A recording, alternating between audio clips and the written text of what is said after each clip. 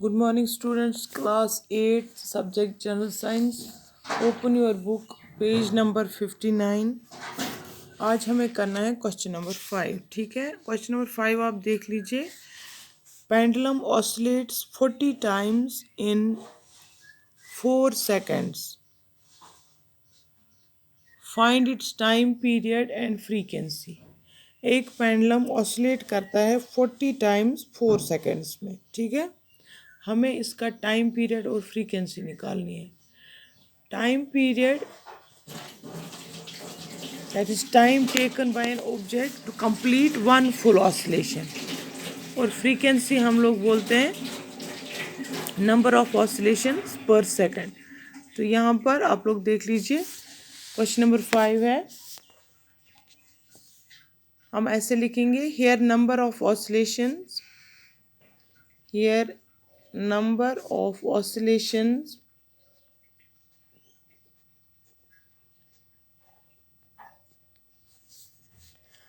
कितनी ऑसिलेशंस करता है, यानी कितनी बार ये ऑसिलेट करता है. ये करता है 40 टाइम्स ऑसिलेट. ठीक है, 40 बार ये टू एंड फ्रो मोशन करता है. कितने सेकंड्स में?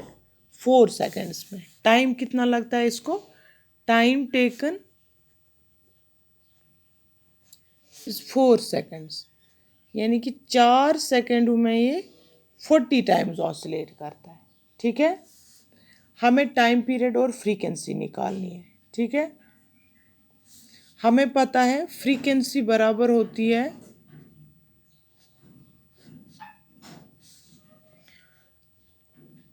Number of oscillations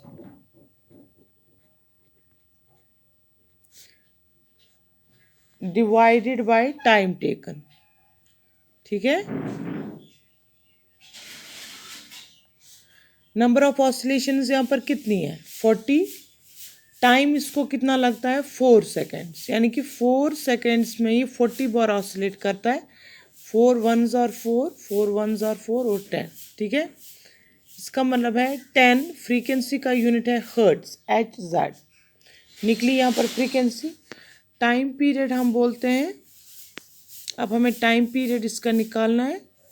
time period is equal 1 divided by frequency. That is, ऐसे भी आप लोग कह सकते हैं, time period is time taken by an object to complete one full oscillation. इसलिए मैंने यहाँ पर 1 डिवाइडेड बाय फ्रीक्वेंसी लिखा. ठीक है, 1 फ्रीक्वेंसी हमने ऊपर निकाल लिया, it is 10. 1 divided by 10, that is 0.1 second. So ये फ्रीक्वेंसी 10 हर्ट्ज निकली इसकी, और टाइम पीरियड 0.1 सेकेंड. फिर से आप लोग देख लीजिए, नंबर ऑफ ऑसिलेशंस 40 है, यानी कि 40 बार ऑसिलेट करता है इन 4 सेकेंड्स. अगर हम इसकी फ्रीक्वेंसी निकालेंगे, फ्रीक्वेंसी हम बोलते हैं that is number of oscillations पर सेकेंड. तो वैसे ही हम लिखेंगे number of oscillations divided by time taken. ठीक है, 40 divided by 4, that is 10. Frequency का यूनिट है हर्ट्ज, तो इसके पीछे हम लगाएंगे Hz. ठीक है, टाइम पीरियड हम लोग बोलते हैं number of time taken by an object to complete one full oscillation. ठीक है, दैट इज़ वाई मैंने यहाँ पर लिखा 1 डिवाइडेड बाय फ्रीक्वेंसी. तो 1 फ्रीक्वेंसी हमारी निकली 10, दैट इज 0.1 सेकेंड. ठीक है, क्वेश्चन नंबर 6 है, the second sound from mosquito is produced when it vibrates its wings at an average rate of 500 vibrations per second. That means frequency 500 है. जब यहाँ पर इसने लिखा 500 vibrations per second, इसका मतलब है ये फ्रीक्वेंसी है. What is the time period of the object? इसको हम लोग बिल्कुल ऐसे ही करेंगे. टाइम पीरियड का फॉर्मूला मैंने बताया आपको, 1 divide by frequency, that is number of time taken by an object to complete one full oscillation. It is question number 6. Here frequency दी गई है वहाँ पर. Frequency of wings it's 500 hertz. ठीक है, टाइम पीरियड हम कैसे निकालेंगे आप? That is 1 divided by frequency. ठीक है, 1 divide by frequency, that is equal 1 divide by 500, 2 into 1, और यहाँ पर 2 इंटू 500, ऊपर भी 2 हम इंटू करेंगे और नीचे भी, ठीक है।